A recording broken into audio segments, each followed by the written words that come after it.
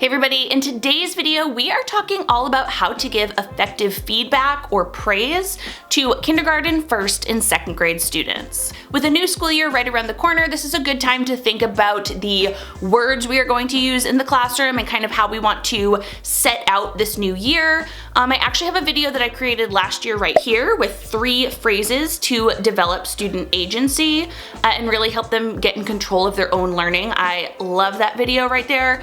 It gives you, again, 3 phrases to really think about throughout the year and try to implement in your classroom. And I thought this video would kind of fall along a similar vein of thinking of those phrases you want to use and making them more meaningful and purposeful with your students. It can be really easy to fall into the trap of good job, excellent, nice work, over and over and over. These kind of like short and vague praises, right, that we can give to our students. And I am fully at fault for this. I do this all the time. But realistically, what happens if you give these, short, vague feedbacks all the time, your students, what are they really gaining from that? In fact, they are learning that, it's pretty vague. They're learning that you say it all the time. They don't know exactly what they did to warrant that good job, things like that. So in today's video, I actually have 5 tips for you to help you give effective feedback to your students. If you're ready to hear what they are, give this video a thumbs up, subscribe to my channel, and let's dive in.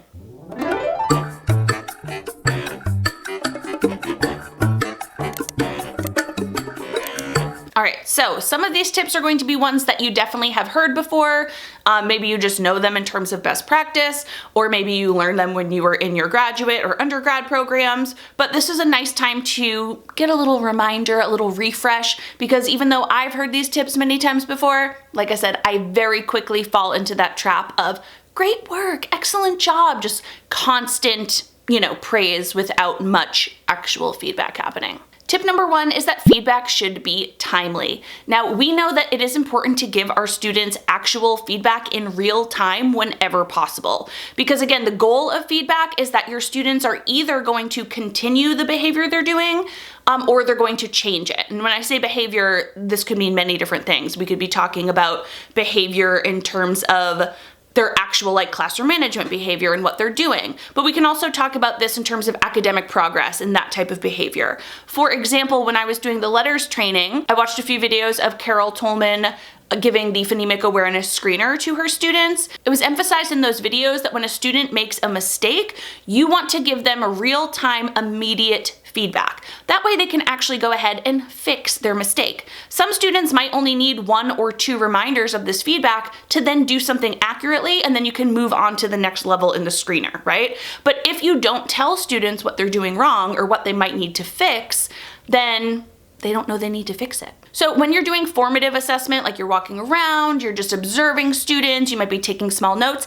If you see them doing something incorrectly, give them feedback right away. If you're giving a summative assessment, like some sort of end of unit quiz or end of week quiz or something where students are writing it down and then you're grading it later, try to turn over those grades as quickly as you can.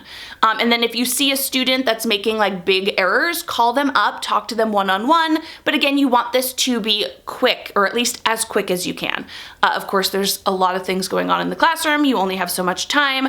But if a student takes a quiz, on Monday, and then they don't hear any sort of feedback about how that went until the following week, they don't know how it's a big disconnect for them. So you want it to be timely and immediate when possible. Tip number 2 is an important one in all grades, but I think especially in K through 2, and that is to emphasize effort. Now, it can be really easy to focus on the end product and focus on students that have mastery of goals and, praise them for such things. And those end products can be praised, they can be given feedback, but you don't want to skip out on the effort, right? We want our students to have this growth mindset and think about where they are in this progression towards their goal. So we want to make sure that we highlight the effort that they're giving. We want to point out and praise when they don't give up. We want to point out and praise how they went back into their work and they fixed their mistakes. We want to point out and praise how we liked the way a student handled the situation differently than they handled it last time. Maybe last time they didn't handle a situation that well with a friend, so you gave them some feedback, and then this next time they actually applied that information you gave them, that was effort, that was growth. We want to make sure that we praise that too. So tip number 2 is make sure you highlight that effort and praise students for it. Tip number 3 kind of has 2 ideas wrapped in one, but it is to be specific and authentic. When providing feedback to our students, we do want to make sure we avoid those vague phrases because, again, students don't really know exactly what warranted that praise. So we want to be as specific as possible. For example, if you see a student during center time and they build a block tower and then it falls down, you might tell them, wow, I really loved how when your block tower fell, you took a moment to collect yourself and then you went and you kept on building. That shows great perseverance. That was a very specific type of feedback. And now they know, oh, I did the right thing there. I took a minute to collect myself and then you know what? I got up, I did it again, and that shows perseverance. Pretty cool. You might tell a student, hey, I really like how you went back and checked your work. You had the right answer and you still went back and just double checked your process to make sure that it was correct. That is a really great strategy that you'll want to keep using. Again, this would happen in a timely manner where you saw somebody doing this and you'd be like, wait a second, this is what I taught my students to do. Here is somebody doing it. Here might be a student who always is getting the right answer, but you still want to highlight something that they're doing correctly. You don't want to just highlight that end product, right? So not only should your feedback be specific, but it should also be authentic. You want to highlight things that you are actually looking for, things that you really want to praise, things that you teach your students to do. I know I keep going back to this, but when we say, great job, good work, keep going, things like that, it really becomes inauthentic to students over time. They may enjoy it at first, especially if it is a student that loves hearing praise. But what happens is they hear the same phrases over and over and they see different people that are getting them. And again, I've mentioned this, but it's vague, so they don't know exactly what's causing that. So when it can be specific and authentic, it means so much more to your students. I statements are great for this. Something as simple as if you go over with the student and you're just enjoying, again, authenticity, right? If you're enjoying reading with them, just tell your student, I really enjoy reading with you, or I really enjoyed reading with you today. And now that's not a specific feedback in terms of like what they're doing or something that they needed to change, but that in the moment is a very heartfelt, authentic thing that you're saying with them.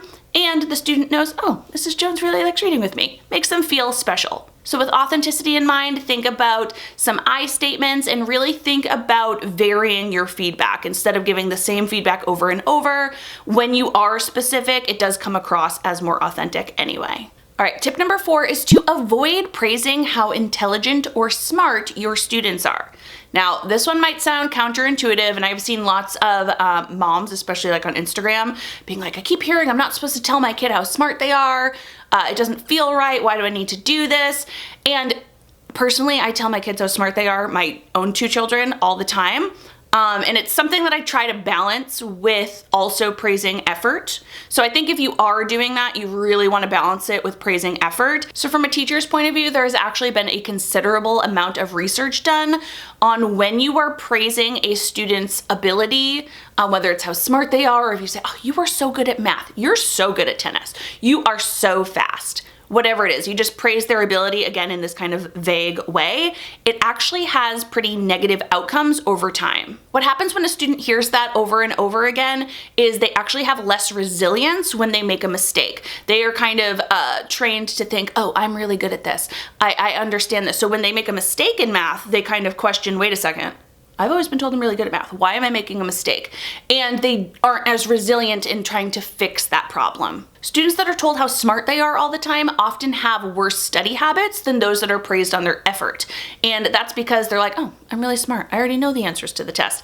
It's like a counterintuitive thing that's happening here. You are telling your students how smart they are and you're praising them, but then they're like, yes, if that praise isn't balanced with specific, targeted, effort-based praise, then it can have negative effects. So something to think about. I'd love to know your thoughts about this one. Let me know down in the comments. Do you think it's okay to praise a student's ability? Should it be balanced? Should we avoid it altogether?